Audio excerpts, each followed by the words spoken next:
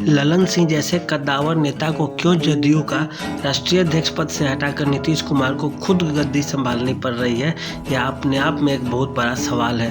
दरअसल ललन सिंह की बात की जाए तो वे नीतीश कुमार के दो हाथ हुआ करते थे, एक आरसीपी सिंह हुआ करते थे और दूसरे ललन सिंह हुआ करते थे। दक्षिण बिहार में ललन सिंह की अच्छी खासी पकड़ थी और आरसीपी सिंह की बिहार के पश्चिमी भागों में अच्छी खासी पकड़ हुआ करती थी। लेकिन ललन सिंह क्या हुआ, जैसे ही राष्ट्रीय अध्यक्ष बने कई मामलों में वे नीतीश कुमार को से ऊपर खुद को ठहराने लगे और कहीं भी बीच बाच में नीतीश कुमार को टोक दिया करते थे कि नहीं ये बोलिए, ये नहीं ये बोला जाए। नीतीश कुमार प्रधानमंत्री पद के दावेदार हैं, इंडिया अलायंस के सबसे बड़े नेता है और नीतीश कुमार को तो यहाँ तक उन्होंने कह दिया कि भाजपा से आप गठबंधन तोड़ लीजिए, वे पार्टी तोड़ने के चक्कर में है और इंडिया अलायंस में शामिल होइए जिससे कि आप प्रधानमंत्री का चेहरा बनेंगे। ललन सिंह उस समय यह सोच रहे होंगे कि ये जब बन जाएंगे वहाँ प्रधानमंत्री पद का चेहरा तो मैं यहाँ मुख्यमंत्री बन जाऊँगा या उप मुख्यमंत्री बन जाऊँगा। लेकिन अब हुआ क्या, मुख्यमंत्री नीतीश कुमार ही रह गए। इंडिया अलायंस में नीतीश कुमार को कोई भाव मिला नहीं, उल्टे लालू यादव को ज़्यादा भाव मिलने लगा क्योंकि वे हमेशा से सहयोगी रहे थे कांग्रेस पार्टी के, तो नीतीश कुमार को यह बात जरूर खटका होगा। दूसरी बात हुई कि जातीय जनगणना के जो मुद्दे थे वे नीतीश कुमार का कभी एजेंडा रहा नहीं था, क्योंकि नीतीश कुमार तो पिछले 15 वर्षों से है और लास्ट में क्या हुआ कि वे जाति कार्ड खेलने के चक्कर में कि इससे हमें क्या होगा कि जातीय जनगणना कराने से कई छोटी छोटी जातियां खुश हो जाएंगी और हमें वोट अच्छा खासा मिलेगा। लेकिन हुआ यह उल्टा, उसका ज़मीनी स्तर पे नीतीश कुमार का ही खुद विरोध होने लगा और ख़ास करके जो सवर्ण तबका का वोट था वह नीतीश कुमार के हाथ से सीधे सीधे निकल गया और नीतीश कुमार के लिए यही वोट बैंक नीतीश की लड़ाई लड़ता था। लालू यादव का जब जंगल राज समाप्त करना था तो यही जातियां नीतीश कुमार को अपने कंधे पर बिठा के आगे आगे घुमा रही थी। उसके बाद नीतीश कुमार को ये भी मुद्दा खटक गया कि देखिए सभी लोगों के कहने पे हम ऐसा किए और हमें पड़ गया उल्टा दाव।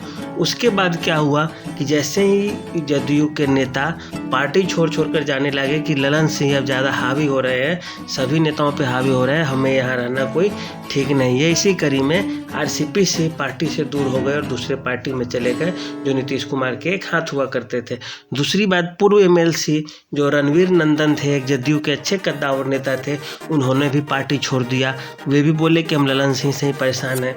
उसके बाद एक ललन पासवान हुआ करते थे, विधायक थे या विधान पार्षद थे जदयू से, वे भी पार्टी छोड़ देते हैं, बोलते हैं कि नहीं हमें अब नहीं रह पा रहे हैं, हमारे ऊपर दबाव आ रहा है। उसके बाद सुनील कुमार पिंटू जो सांसद है सीतामढ़ी से, अभी जदयू कोटा से ही, वे भी जदयू छोड़ देते हैं और उनका भी जदयू से अब लगाव नहीं रह गया। वे भी यही बोलते हैं कि अब यहाँ से रहना मुश्किल हो गया। अब नीतीश कुमार के सामने बात आ गई कि हम इंडिया अलायंस में तो नेता बन नहीं पाए, इनके द्वारा एक दो जो बात सुझाई गई थी वह तो काम कर नहीं रही, उल्टे हमारे पार्टी के जितने भी नेता हैं सब के सब पार्टी छोड़ कर जा रहे हैं और अगर राष्ट्रीय अध्यक्ष के पद पे यही रह गए ललन सिंह तो फिर हमारा कुछ नहीं चलने को है।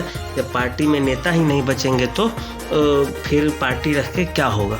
उसके बाद उसी भी जैसे ही थोड़ा अनबन हुआ नीतीश कुमार से थोड़ा बहुत, उसके तुरंत बाद क्या होता है कि वे लालू यादव से जाते हैं मिलने। आज तक वे कभी नहीं गए लालू यादव से मिलने इतने दिन के राजनीतिक जीवन में, और 5 या 10 मिनट के लिए जाते हैं और लालू परिवार से उनकी नज़दीकी बढ़ने लगती है।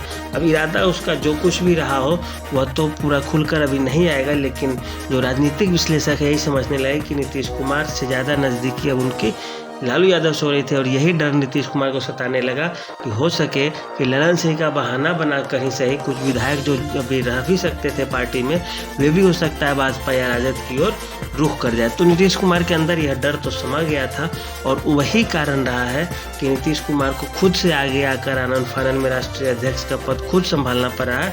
और वे दिखाएंगे कि देखिए अब हम 1 मैन आर्मी है, मतलब अर्थात शीर्ष पद पे हम ही हैं और कोई दूसरा नहीं है, यहाँ पे कहीं आने जाने की जरूरत नहीं है, आप लोग पार्टी में बने रहिए। और यह पार्टी के शासन अनुशासन के लिए भी अच्छा होगा और जदयू के भी हित के लिए भी अच्छा होगा। मुख्यमंत्री नीतीश कुमार ही रहेंगे जब तक कुछ विशेष तोड़ फोड़ न हो जाए या कुछ विशेष उस तरह की उठापटक न हो बिहार में। लेकिन यह तो जरूर है कि जदयू को एक अच्छा खासा फिर से पहले जैसा चेहरा मिल गया है और उस चेहरे पे जो जदयू के नेता है वे राज्य में रहेंगे। तो यही कारण रहा है कि ललन सिंह को हटाकर नीतीश कुमार को खुद आना पड़ा है। भले ही औपचारिक बातचीत में वे लोग बोले कि चुनाव में हमें व्यस्त होना है मुंगेर लोकसभा से, इसलिए हम इस्तीफा दे रहे हैं, तो नीतीश कुमार के पास तो और ज़्यादा दबाव होगा, चूंकि वो मुख्यमंत्री भी है, लोकसभा चुनाव भी है, तुरंत विधानसभा चुनाव होगा। तो यह कोई कारण तो हो ही नहीं सकता, क्योंकि नीतीश कुमार को तो और ज़्यादा व्यस्त होना होगा। ऊपर से नीतीश कुमार की उम्र भी ज़्यादा हो रही है अब, तो ये एक आधार हो ही नहीं सकता। या औपचारिक रूप से इसी तरह लोग बोल देते हैं राजनीतिक पार्टियों में और राजनीति करने वाले राजनेता लोग। तो लेकिन जो एक विश्लेषक का दृष्टिकोण है वह यही कहता है कि इन्हीं जो कारणों की जो हम चर्चा कर रहे हैं उसी के कारण नीतीश कुमार को खुद आगे आना पड़ा है। और ललन सिंह इस्तीफा जैसे ही देते हैं उसी तरह विजय कुमार चौधरी जो होते हैं वो बोलते हैं कि नीतीश कुमार स्वीकार करेंगे, और नीतीश कुमार खुद से उस पद को स्वीकार कर लेते हैं। और उसके बाद प्रेस कॉन्फ्रेंस में केसी त्यागी का भी रुख इसी तरह का कुछ था, घुला मुला रवैया। तो यही कारण है और कुछ नहीं। आज के लिए इतना ही, धन्यवाद।